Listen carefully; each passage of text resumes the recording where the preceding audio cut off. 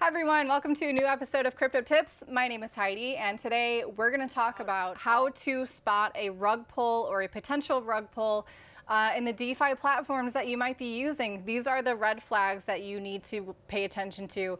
I encourage you to watch this video more times if you need to. Check out these websites I'm referencing down below so then you can be a very educated and intuitive investor in this cryptocurrency space. You can avoid losses by learning stuff like this. So let's get into it.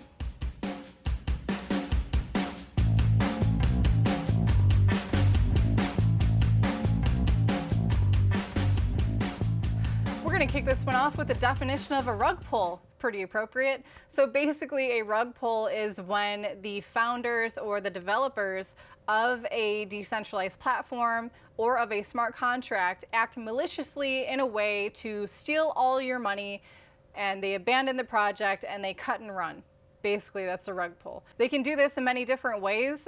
They can use, let's say if they have a large amount of the supply of coins, they can use those big holdings to drain the liquidity pools, take off with profit, and again, cut and run while you're left with a really valueless coin.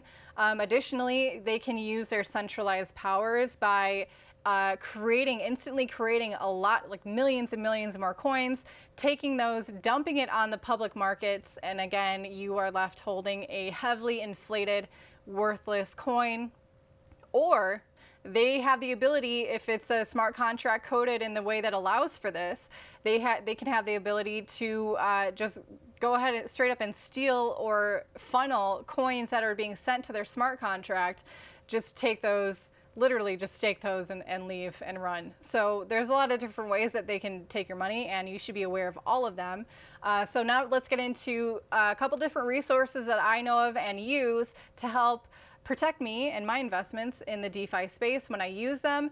So the first one is rugdoc.io. Again, a link for that will be down below in the video description. This one has a good reminder that just because a platform has poorly written code doesn't mean that the coin can't still appreciate in price. It also doesn't mean that you know, a project or smart contract or coin that is well written, it can't depreciate in price. This isn't investment advice. This isn't necessarily an indication of the success or the price fluctuations of a cryptocurrency itself. What RugDoc looks for specifically is they have coders on hand that can analyze the Solidity code used in Ethereum-based projects or other projects as well.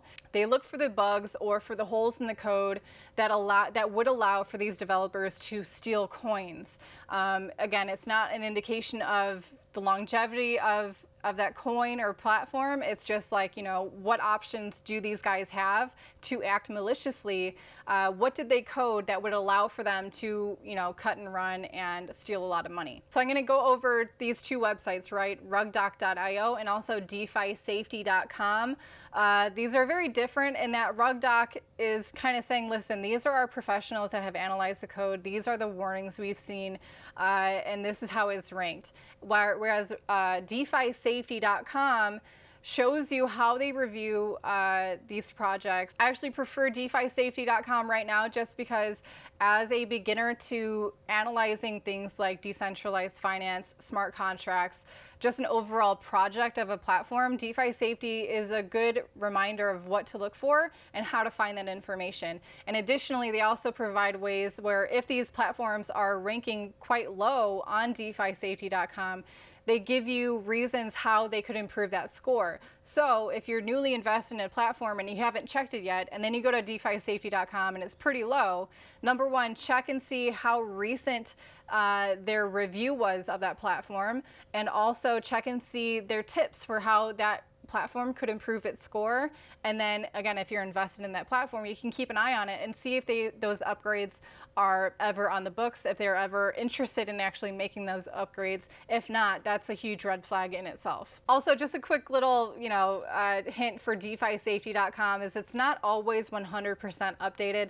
Some of these are a little bit dated of, you know, their reviews of these projects. So keep that in mind also. If you see one that maybe has a really high score that's surprising you, or one that has a really low score that's surprising you, just make a check and see what was the date of the actual review of that platform. So there is a commonality between rugdoc.io and DeFiSafety.com, and that is that they're both looking for the founders or developers to have publicly identified themselves, gone through the KYC process in a very solid way. Just because, obviously there's a rationale there that it's harder to get away with something if you publicly identified to that project and it ends up being a scam. It's pretty easy to take some legal action against you. Now, here's why I'm not completely sold on this personally, just because number one, there's lots of people who have been publicly identified that have scammed people. But number two, also just because, again, coming from this place of wanting to preserve your privacy and protect it, especially regarding your activities within the cryptocurrency space, I understand why someone would want to stay anonymous, particularly if you're developing something very disruptive that could be, upsetting some powers that be, what have you. But also, just additionally, in the effort of creating as decentralized of a platform as possible without having one single authority figure in that platform is a good step in the right direction for decentralization at least. So that's why, having anonymous founders and stuff isn't necessarily a huge red flag for me. Obviously, it's an easy hurdle for a lot of people to use to gain trust by putting their face and name and everything out there.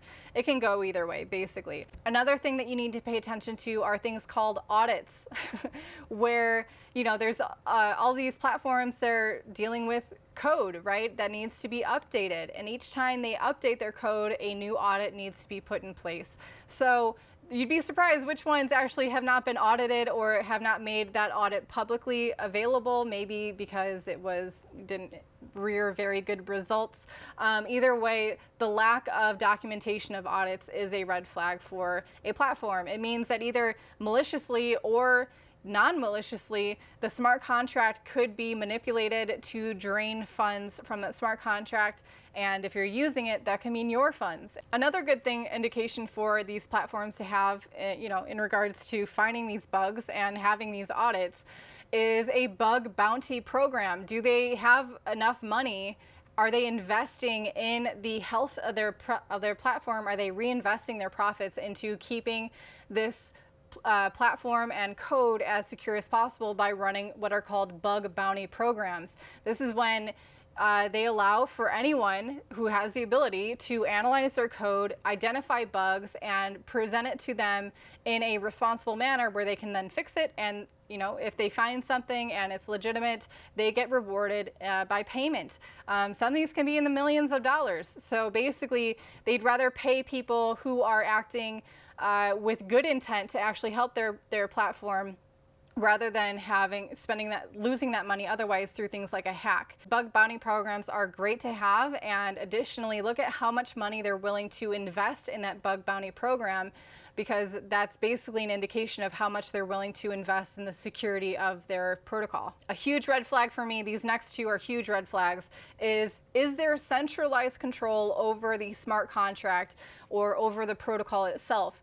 Is there a thing called a multi-sig wallet, or is there multi-sig functionality for changing the code of the smart contract? Is it just one guy out there that can literally do whatever he wants and there's no need of like a community effort to keep him in check? That's a huge red flag. Also, if there is a multi-sig functionality, how big is it? Is it like you just need 2 out of 3 to sign to make a confirmation, because those two guys could easily be colluding?